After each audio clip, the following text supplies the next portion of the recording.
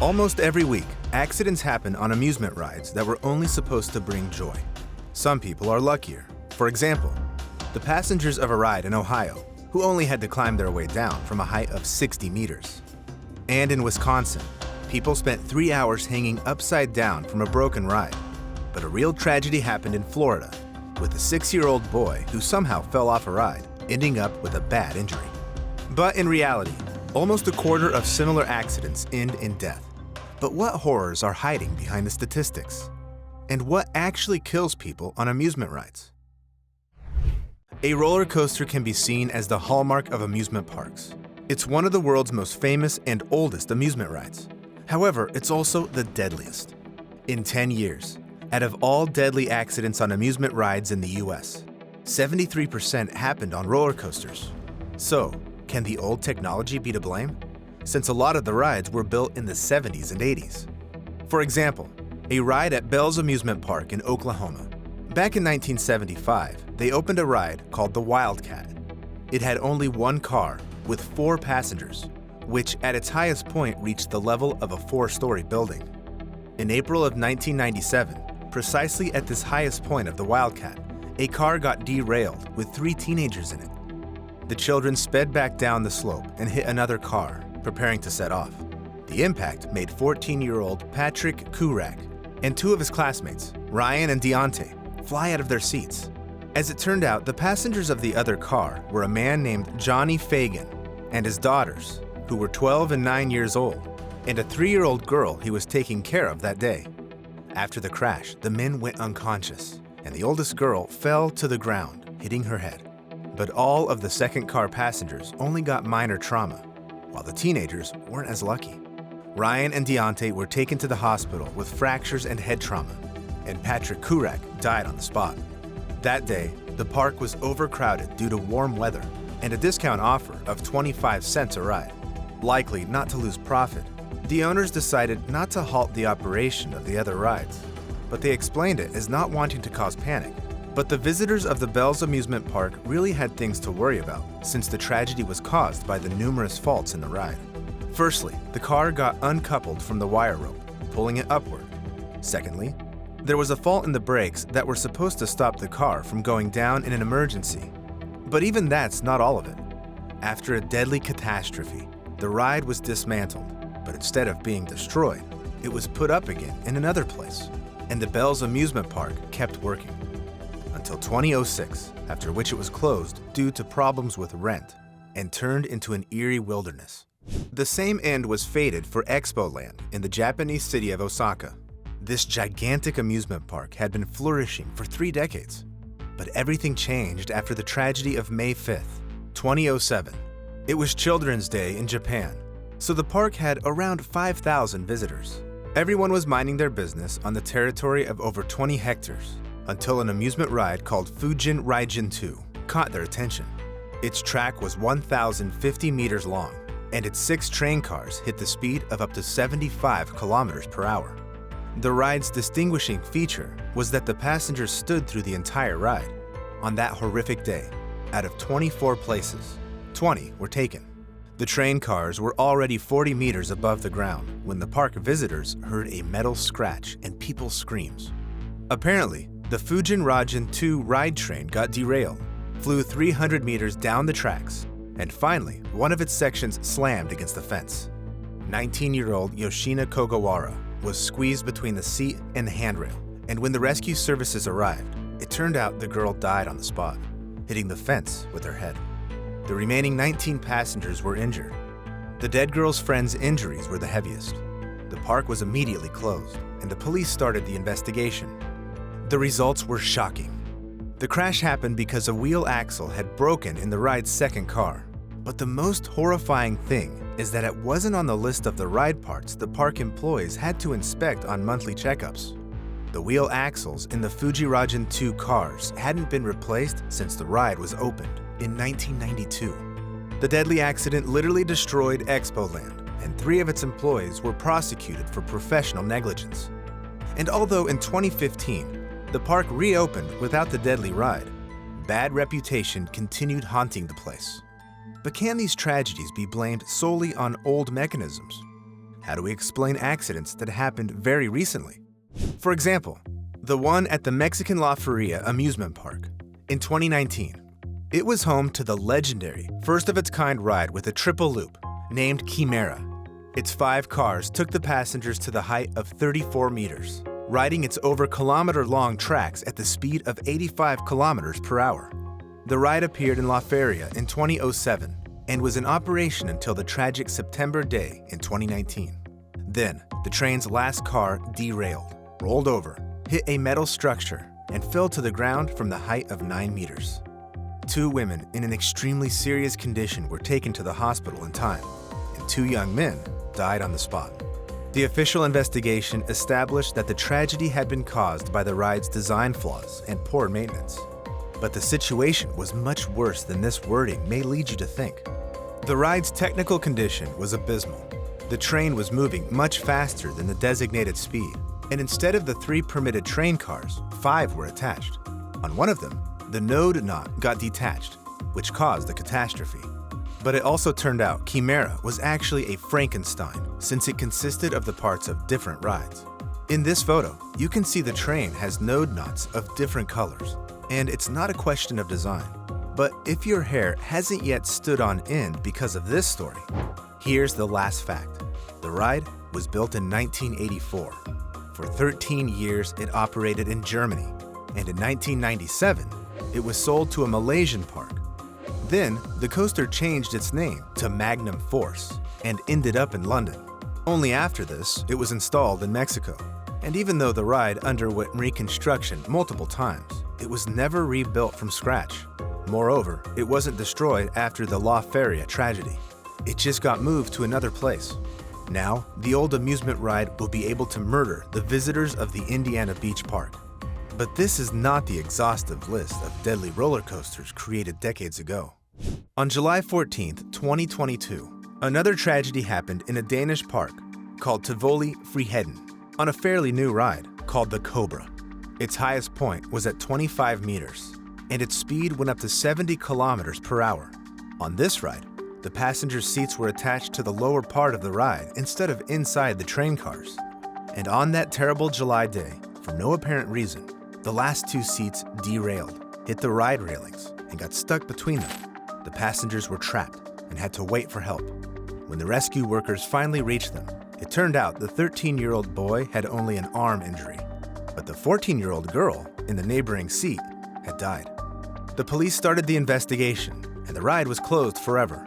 Yet for some reason, that wasn't done in 2008, when the first accident on the Cobra happened almost instantly after its opening. Then, 4 passengers had complex bone fractures and concussions due to this same problem. But perhaps injuries alone are insufficient to shut down a popular ride. To do the thing, someone has to die on it. But even this doesn't always work. A roller coaster called Jetline was only closed by the end of the summer after it killed a person at the end of June of 2023. Jetline is a giant ride in the oldest park in Sweden, Gröna Lund. The roller coaster's height reaches 30 meters, and the speed goes up to 90 kilometers per hour. And on a summer's day, when there were 14 passengers aboard, the train's first car uncoupled from the rest and derailed. After this crash, only 4 people remained unharmed. 9 passengers got injured, and 3 of them fell to the ground. 2 managed to survive, but a 35-year-old woman did not. And no matter how much we blame such disasters on technical faults, there must be someone to bear responsibility for human deaths. So maybe amusement park visitors are killed not by mechanisms, but by human negligence. Every single one of such cases is an unspeakable tragedy, but some of them literally make our blood run cold. That's what happened at Knott's Berry Farm in Buena Park in California on September 21st, 2001. There was a private party to which 40-year-old Lori Mason Lorez and her 4 older children were invited by her sister. Lori's youngest 5th child remained at home with her husband, who had a serious illness and needed a liver transplant.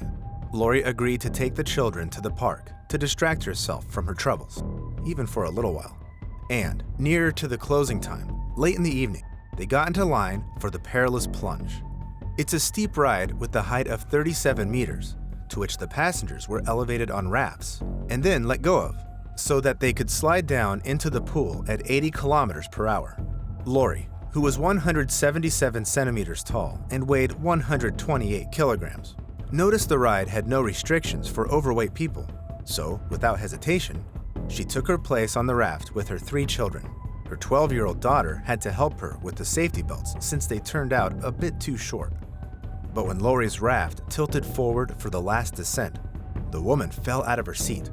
On the way down to the pool, Lori hit her head, which caused a skull fracture. The next impact tore off one of her limbs. With unspeakable terror, the children watched their mothers fall. Lori Mason Lorez was immediately taken to the hospital, but died in just an hour. The investigation showed the tragedy was caused by faults in the ride's structure and insufficient safety belt fixation.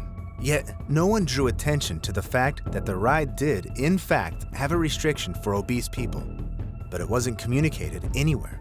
Moreover, the park's employees allowed Lori to go on the ride, and no one checked whether her safety belts were safely in place. The deceased woman's family sued, but went on to accept a settlement agreement, and the deadly ride continued operating for 11 more years after the tragedy. Still, not every ride owner at least tries to pay off after deadly accidents, not even when their negligence kills entire families. That's what happened in a movable attraction park called the World Carnival, which was in operation in the South Korean city of Busan. Among 30 other amusement rides, there was a 66-meter-tall Ferris wheel.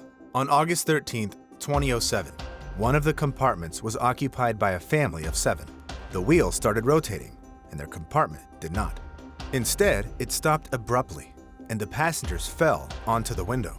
The glass cracked under their weight, and 5 people fell to their death from the height of around 20 meters. Only 2 people managed to cling to the wheel and survive. The oldest victim was 68 years old, and the youngest was just 7.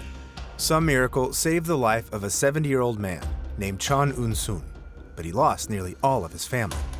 And the reason, as it turned out, was a single incorrectly installed screw that was supposed to conjoin the wheel with the compartment. It was blocking the mechanism, which allowed the cabin to stay in the vertical position while the ride was rotating. So, the screw appeared to be responsible for the death of 5 people, since none of the park's employees were even arrested. But if tragedies of such magnitude don't make law enforcement find the culprits, what can be said about the incidents that, luckily, go without deaths? As it happened at a fair in the Indian town of Mohali, on the evening of September 4th, 2022, one of the rides hit the ground instead of stopping. Luckily, no one died, but 16 people were injured. The victims were mostly women and children, but when the police started the investigation, it turned out that the carnival's organizers had reportedly escaped from the site. Furthermore, they seemed to have no permit for the use of roller coasters. But is the negligence of the owners and employees of the amusement parks the only thing that kills people there? Sadly, some accidents prove that this is not the case.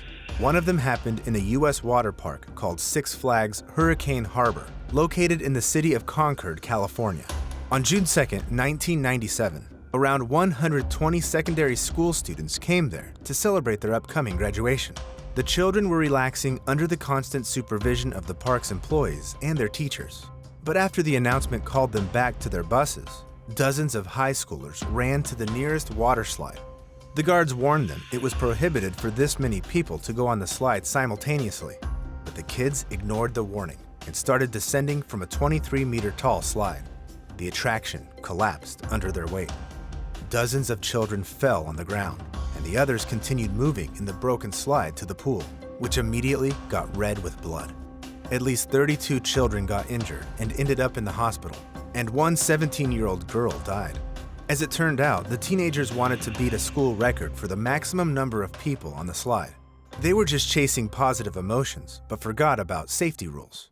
A similar catastrophe happened on November 24, 2002, but this time, it centered an Oxford University student.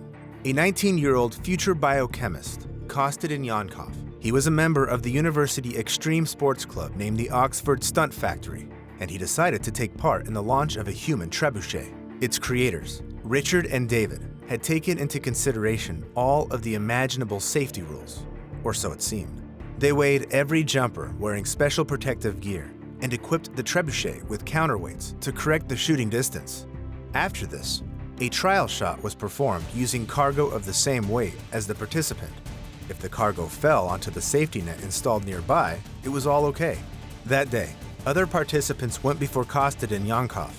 The launches were successful, but someone noticed the jumpers were landing at the very edge of the safety net and not in the center like they were supposed to. Yankov, just like everyone else before him, was launched into the air but didn't make it onto the safety net. The student was immediately taken to the hospital but died due to heavy injuries. Yet Kosted and Yankov and the other extreme sports club members risked their lives consciously. And sadly, these are not isolated cases. And not just teenagers and students fall victim to them. A tragic and strange case happened at the Lagoon Amusement Park in the U.S. town of Farmington. On a Saturday evening in August of 2021, one of the park's visitors filmed a man taking a cable car. It is similar to a ski lift, connecting different parts of the park, but the man wasn't sitting in his seat. He was hanging from it, holding on to the railing that was supposed to keep him from falling. Immediately after she stopped filming, the woman heard a scream and understood what had happened. The man didn't manage to hold on and fell from the height of around 15 meters. In critical condition, he was taken to the hospital where he died from his injuries. As it turned out, the deceased 32-year-old man had entered the park with his family, but due to unknown reasons, took the cable car alone. Moreover, he looked absolutely calm, hanging from the seat. The police didn't manage to find out the causes of the man's behavior, and his family also provided no explanations. So it appears he just wanted to have fun or show off this way. We don't know for sure what happened, but it cost the man his life. In reality, the odds of dying on an amusement park ride are very slim, only 1 to 16 million. But that's the number of people who visit Disneyland in California alone annually. And how many visitors go to amusement parks all over the world? So how are we to know who's destined to become that particular one out of 16 million? Who do you think is responsible for amusement ride deaths? Share your thoughts in the comments. Thank us with likes if you've enjoyed this video. And subscribe to our channel since it's interesting and always safe here, which is not the case with amusement parks.